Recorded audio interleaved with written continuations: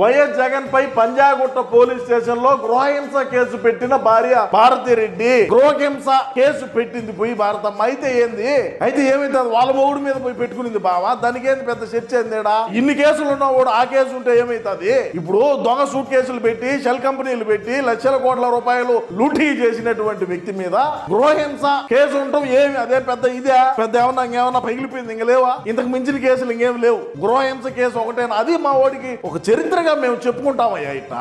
అది కూడా మీరు మా వాడిని గాలి తీసి మాట్లాడితే ఏం చేస్తాము?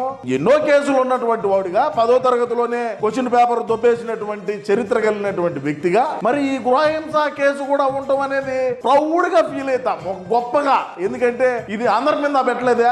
మరి భారతదేశంలో ఉండేటువంటి ముఖ్యమంత్రుల మీద ఎవరి మీద లేనన్ని కేసులు మా మీద ఉన్నాయంటే ఇది ఒక చరిత్ర, ఇది ఒక చరిత్రని చెప్పుకోవాలి. ఆ చరిత్రలో భాగంగానే ఈ గృహహింస కేసు కూడా వచ్చింది అనుకోండి. మరి